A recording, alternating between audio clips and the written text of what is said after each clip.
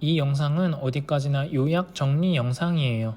한 학기 학습 내용을 다 담을 수는 없습니다. 학습 내용을 상기하고 내용 간 구조를 전체적으로 파악하는 데 도움이 될 수는 있습니다. 지필평가를 준비하신다면 교과서와 학습 자료 등을 꼭 살펴보세요. 정보사회. 정보사회란 정보와 지식이 중심이 된 사회를 말해요. 정보사회의 특징으로는 다음과 같은 것들이 있습니다. 필요한 정보나 자료를 인터넷을 통해 쉽고 빠르게 이용할 수 있고, SNS를 통해 사람과 사람을 연결하여 정보를 빠르게 전달할 수 있습니다. 사람들은 서로 가치 있는 정보를 나누고 그 정보를 더 큰 가치의 정보로 만들 수 있게 되었어요. 초연결 사회. 정보기술의 발달로 인해 모든 것이 네트워크로 연결되어 정보를 주고받아 일상생활이 편리해진 사회를 초연결 사회라고 해요. 여러 정보기술의 발달로 인해 직업의 생태계도 달라지고 있고 앞으로도 달라질 거예요. 그래서 여러 기술의 변모를 고려하여 진로 고민을 해야 해요. 인공지능, 사물인터넷, 로봇, 클라우드 서비스, 빅데이터, 드론, 가상현실, 증강현실 등 다양한 정보기술의 발달로 인해 앞으로 미래 사회의 모습이 어떻게 달라질지 상상해 보아야 해요. 기술의 발달은 무조건 좋은 것은 아니에요. 윤리적인 문제를 고려하며 비판적으로 접근해야 편리하게 이용할 수 있는 기술로 성장하게 되겠죠. 하드웨어와 소프트웨어. 하드웨어는 직접 보거나 만질 수 있는 기계장치를 의미해요. 소프트웨어는 하드웨어를 잘 사용할 수 있도록 만들어주는 명령어들의 집합이에요. 하드웨어는 기계적인 이해가 필요하기 때문에 설치 변경 삭제가 상대적으로 어려워요. 소프트웨어는 하드웨어보다는 설치 변경 삭제가 쉽습니다. 소프트웨어의 분류. 소프트웨어는 두 가지로 분류해요. 응용 소프트웨어는 특별한 목적을 가지고 개발된 소프트웨어예요. 게임, 메신저, 문서 편집, 계산, 영상 등 우리가 프로그램, 소프트웨어라고 생각하는 것 대부분은 여기에 해당돼요. 반면에 시스템 소프트웨어는 컴퓨터의 자원 관리 등 시스템을 관리하는 소프트웨어예요. 윈도우, 안드로이드, iOS 등 운영체제가 여기에 해당돼요. 소프트웨어 중심 사회. 일상 곳곳에 소프트웨어로 연결되어 소프트웨어 없이 살기 어려운 사회를 소프트웨어 중심 사회라고 합니다. 소프트웨어의 가치가 계속 높아지고 있고 다양한 산업과 연결되고 있어요. 개인정보. 개인정보란 살아있는 개인에 관한 정보로서 특정인을 알아볼 수 있는 정보를 말해요.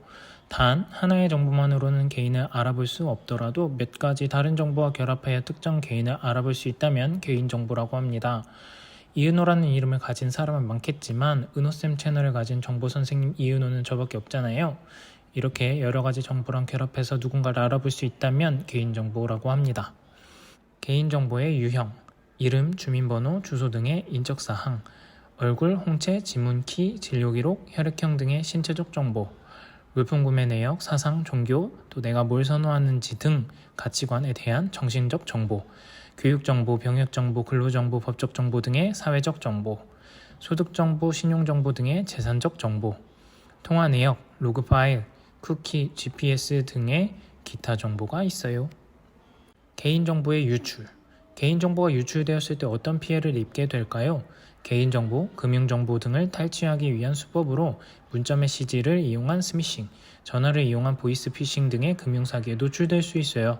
그 외에도 해킹, 파밍, 랜섬웨어 등 개인정보 유출될 수 있는 다양한 사이버 범죄가 있습니다. 개인정보 보호. 그렇다면 개인정보를 보호하려면 어떻게 해야 할까요?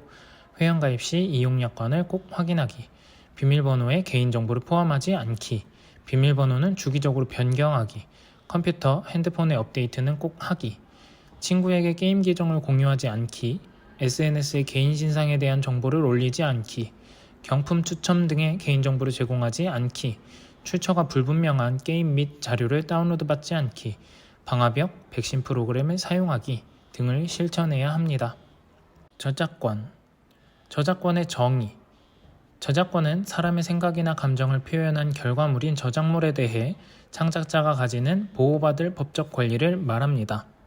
저작권의 발생 조건.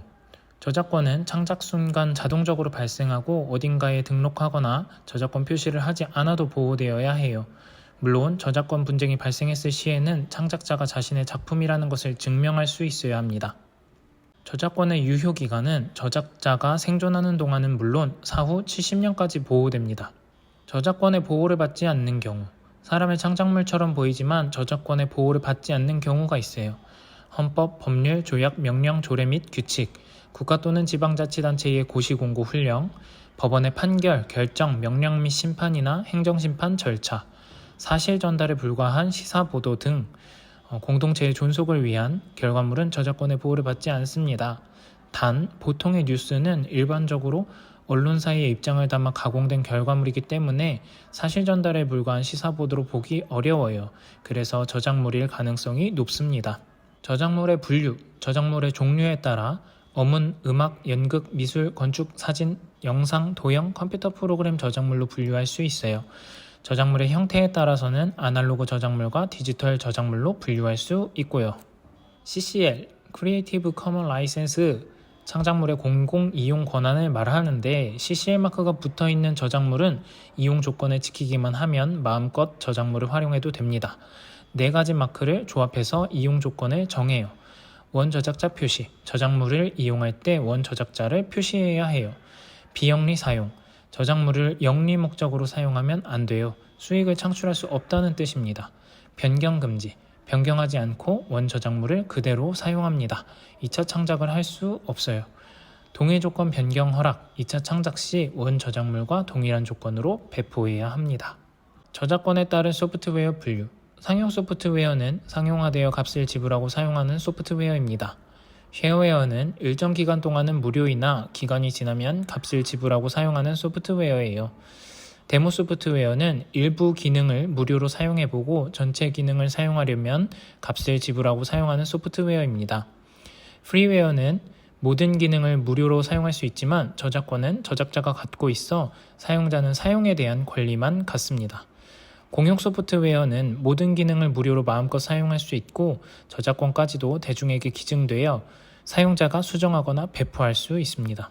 사이버 윤리, 사이버 공간은 인터넷으로 연결된 온라인 공간을 말합니다. 사이버 공간의 영향력이 커져서 일상생활과 떼어놓을 수 없게 되었어요. 사이버 공간은 또 다른 사회적 공간이라고 합니다. 그런데 사이버 공간의 영향력이 커졌지만 사이버 윤리의식 수준은 높지 않아서 사이버 중독, 언어폭력, 인격침해 등 다양한 부작용이 발생하고 있어요. 사이버 폭력, 사이버 폭력은 서로 얼굴을 직접 보지 않으며 신분도 드러내지 않을 수 있다는 사이버 공간의 특수성을 악용하여 다른 사람에게 욕설 및 성적 농담을 건네거나 거짓 정보를 퍼뜨려 피해를 주는 일체의 행위를 말합니다. 디지털 자료 표현, 자료와 정보. 자료는 관찰이나 측정을 통해 수집한 단순한 사실이나 값들의 집합을 말합니다. 정보는 이런 자료를 실제 생활에 도움이 될 수 있도록 분리하고 정리한 결과를 말해요. 우리는 기상청에서 관측한 자료를 토대로 비가 올 테니 우산을 들고 나가라는 예보, 곧 정보를 활용하게 되는 겁니다. 자료와 정보는 문제를 효율적으로 해결할 수 있도록 도와줍니다. 아날로그와 디지털. 아날로그는 연속적으로 변화하는 신호예요. 디지털은 일정한 간격으로 끊어진 불연속적인 신호예요. 그래서 그래프로 나타내면 아날로그는 곡선의 형태로 나타나고 디지털은 사각사각한 형태로 나타납니다. 여러분 셀카 찍어서 다 보정해봤죠? 아날로그는 자료의 변형이 어려운 반면에 디지털은 자료의 변형이 자유자재로 가능합니다. 그리고 아날로그는 복제가 어려워요. 반면에 디지털은 복제가 쉽고 카톡으로 보내기만 하면 되죠. 공유도 쉽습니다. 아날로그는 형체가 있고 무게가 있지만 디지털은 형체도 없고 무게도 없어요. 디지털 자료 표현. 디지털 자료는 0과 1로 표현돼요. 컴퓨터는 기계이기 때문에 수많은 스위치로 구성되어 있어요. 스위치 하나로 표현되는 상태는 2가지예요. 전기가 흐르거나 흐르지 않거나. 전기가 흐르지 않는 상태를 0으로, 흐르는 상태를 1로 표현합니다. 스위치가 2개면 표현 가능한 상태는 4가지. 스위치가 3개면 표현 가능한 상태가 8가지로 늘어나요. 데이터는 이런 스위치의 0과 1의 조합으로 표현돼요. 이 스위치 하나를 자료를 표현하는 최소 단위 비트라고 합니다. 비트가 8개 모이면 바이트라고 하는 단위로 부릅니다. 1000바이트는 1kB, 1000kB는 1MB, 1000MB는 1GB. 우리가 아는 용량의 단위가 여기서 나오는 겁니다. 디지털화. 아날로그 자료를 디지털 자료로 전환하는 것을 디지털화라고 합니다. 자료를 디지털화하면 어떤 이점이 있을까요? 편집, 가공, 전송, 공유, 효율적인 저장, 디지털 기기 간 호환, 암호화가 편리합니다.